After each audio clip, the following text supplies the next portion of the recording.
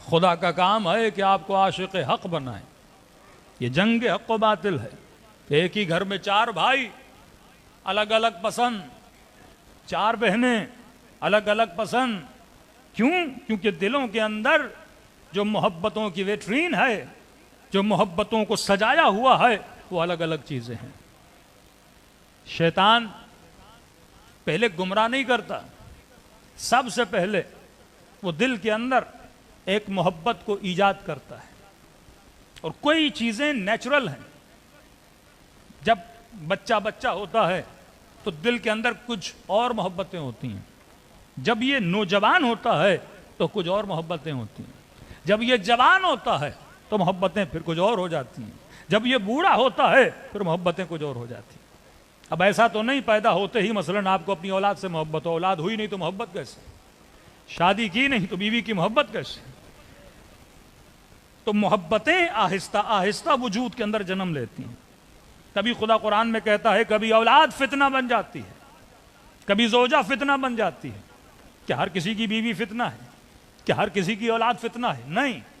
جب محبتیں حدوں سے آگے بڑھ جاتی ہیں، جب محبت کسی کی محبت سے زیادہ بڑھ جاتی ہے، تب یہ فتنہ بن جاتی ہے.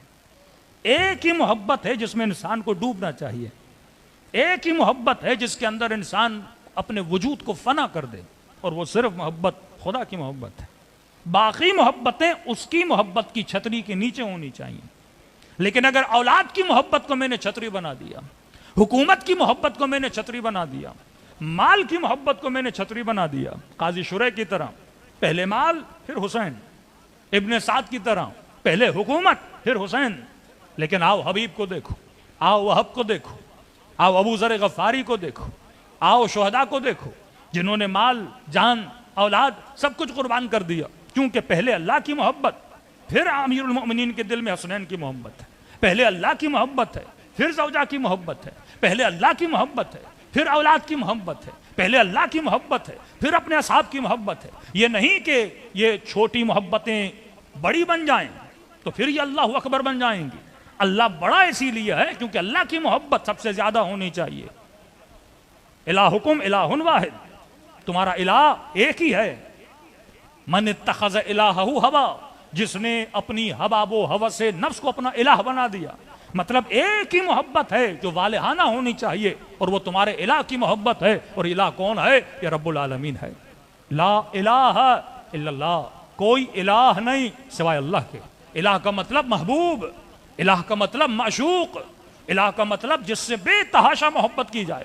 اب یہ الہ کسی کا گھر ہے، یہ الہ کسی کی بیوی ہے، یہ الہ کسی کی اولاد ہے، یہ الہ کسی کی دولت ہے، کسی کا مقام ہے. جب اس نے اس کو الہ بنا دیا لہذا اب مجنون ہو جاتا ہے. اب اسے حاصل کرنے کے لیے پاگل ہو جاتا ہے. اب اس کے حصول کے لیے سب کچھ قربان کر دیتا ہے. کتنی اولادیں تھیں جنہوں نے اپنے والدین کو قتل کیا صرف تخت پہ بیٹھنے کے لیے.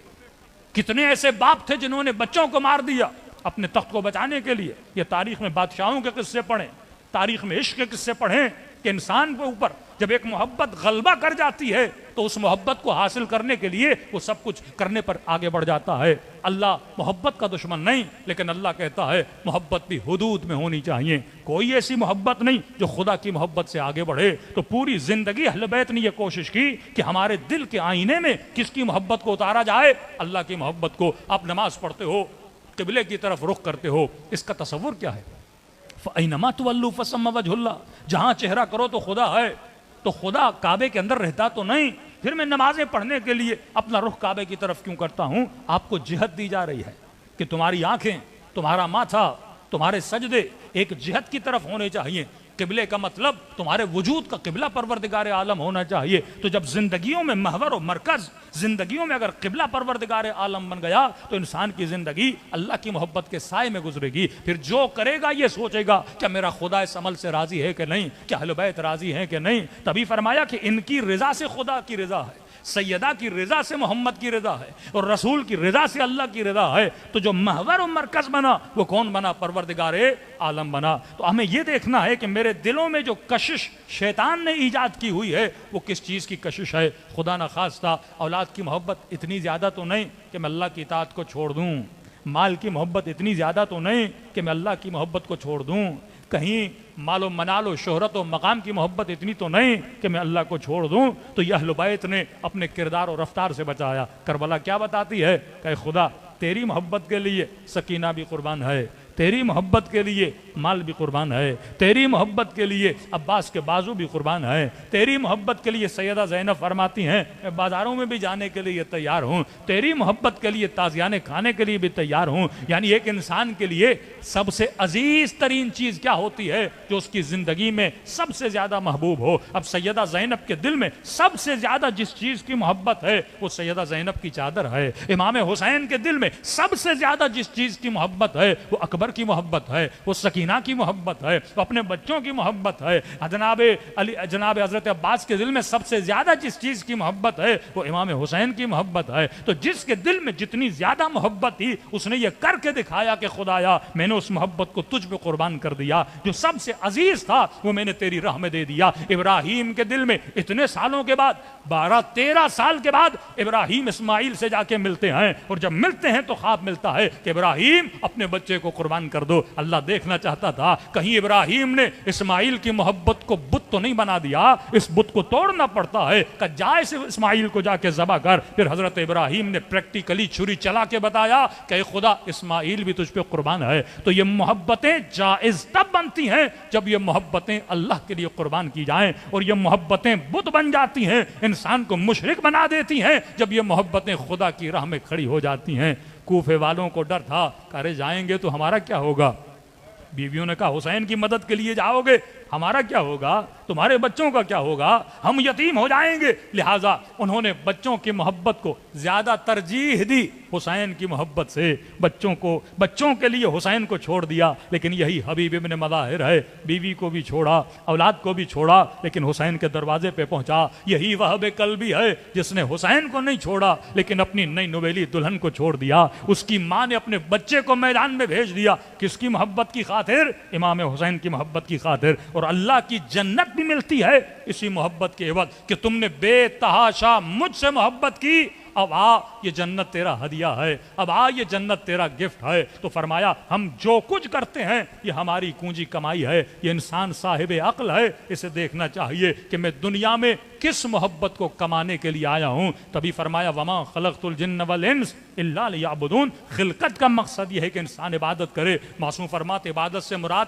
سجدے نہیں ہے, عبادت سے مراد حج و زکات نہیں ہے, عبادت سے مراد تسبیح خدا نہیں ہے. مولا یہ عبادت کیا ہے؟ فرمایا الا لیعرفون. عبادت سے مراد اللہ کی معرفت, اللہ کی محبت, اللہ کا عشق اس دل میں اتر جائے. اب جب عشق آ گیا تو آٹومیٹیکلی نماز بھی آ جائے گی, نماز شب بھی آ جائے گی, زیارت حسین بھی آ جائے گی. اب یہ حج پر بھی جائے گا کیونکہ عاشق بن چکا ہے. اور جب کسی کا عاشق بن جاتا ہے تو جس چیز کی نسبت اس کے معشوق سے ہوتی ہے یہ اس کا بھی عاشق بن جاتا ہے. صلوات پڑھے محمد و آل محمد.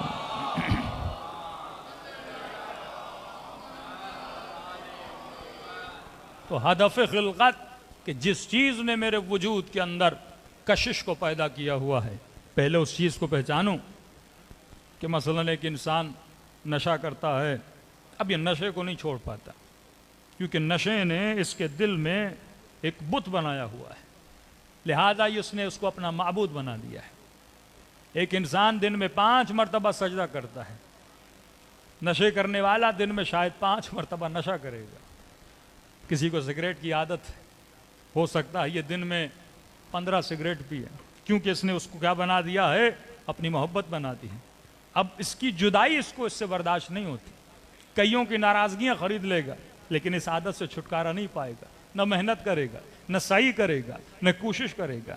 اسی طرح کئی چیزیں بسیرا کر لیتی ہیں دل میں. نگاہ حرام کی عادت ہے, ہر چیز چھوڑ لے گا, نماز اپنی جگہ پہ, روزہ اپنی جگہ پہ, لیکن اس عادت سے چھٹکارا اسے نہیں ملے گا. اسی طرح نشہ, اسی طرح گالم گلوچ, اسی طرح کئی عادتیں جو ہمارے اندر ہیں یہ چھوٹے چھوٹے بت ہیں جو ڈیلی ہمیں سجدہ کرواتے ہیں.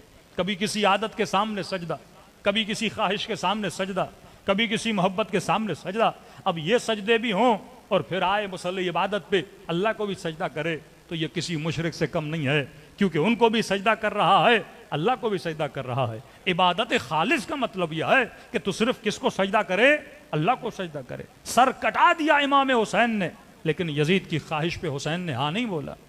کتنا ظلم ہوا اہل بیت علیہ الصلوۃ والسلام پہ.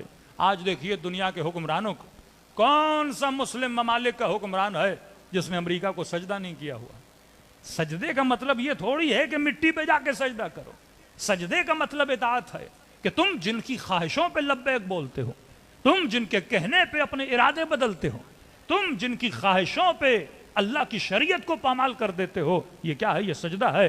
اب لاکھ امریکہ کا سن کے پھر آئے مسجد میں اللہ کو سجدہ کرے، یہ کسی مشرک سے کم نہیں ہے. یہ تربیت اہل بیت علیہ الصلوۃ والسلام تھی. آج جس نے واقعاً توحید پہ عمل کیا وہ یمن کے مسلمان ہیں، وہ لبنان کے مسلمان ہیں، وہ ایران کے مسلمان ہیں، جنہوں نے کبھی بھی اس شیطان اکبر کو، جنہوں نے کبھی بھی اس وقت کے دجال کو سجدہ نہیں کیا. اور جب آپ سجدہ نہیں کرتے ہو تو لہٰذا آپ کو سزا بھی بھگتنی پڑتی ہے. یہ علائم ظہور میں سے ہے. جب آپ دجال کا نہیں سنو گے وہ آپ کا مال بند کرے گا، وہ آپ کا نفقہ بند کرے گا، وہ آپ کی زندگی کو تنگ کر دے گا، جس کو ہم آج کی زبان میں سینکشن بولتے ہیں. وہ آپ پہ پابندیاں لگانا شروع کر دے گا، اور کئی لوگ ان پابندیوں کے ڈر سے راہ خدا کو چھوڑ دیں گے، دین خدا کو چھوڑ دیں گے. شاب ابی طالب پابندیوں کا نام ہے، کربلا پابندیوں کا نام ہے، 200 سال اہل بیت کی زندگی پابندیوں کا نام ہے. کبھی سامرا میں بند کر دیا گیا، کبھی امام کو 14 سال بند کر دیا گیا، کبھی امام زین العابدین کو گھر تک محصور کر دیا گیا. تو یہ پابندیاں ہی تو تھیں جو اہل بیت پر لگائی جاتی تھیں. تو ہر زمانے میں جو انسان حق و حقانیت کا ساتھ دیتا ہے اسے پابندیوں کا سامنا کرنا پڑتا ہے. تو اگر وحدہ لا شریک کے ماننے والے ہو تو کسی بھی شیطان کے سامنے، کسی بھی خواہش کے سامنے، اب ہو سکتا ہے کوئی بڑے شیطانوں کو سجدہ کرے، ہو سکتا ہے آپ جیسا یا مجھ جیسا جس کے دل میں کسی دنیا کی چھوٹی سی محبت ہو وہ اللہ کی محبت کے سامنے اس محبت کو زیادہ ترجیح دے. تو یہ بھی ایک طرح کا سجدہ ہے. اصل عبادت خدا تب ہوتی ہے جب آپ اللہ اکبر کہو، مطلب تمہارے دل میں اللہ سے زیادہ کسی کی محبت نہیں ہے. اور جب سجدہ خدا کرو تو اس اطمینان سے سجدہ کرو کہ اے خدا میں 24 گھنٹے کسی خواہش کے سامنے تیری محبت کے مقابلے میں جھکا نہیں. یہ حلال و حرام کا فلسفہ یہ ہے کہ میں نے حلال زندگی گزاری ہے، مطلب میں نے کوئی حرام نہیں کیا، اور جب حرام کرتا ہوں تو میں نفس کو سجدہ کرتا ہوں، اور جب میں حلال کرتا ہوں تو رب العالمین کو سجدہ کرتا ہوں. صلوات پڑھے محمد و آل محمد.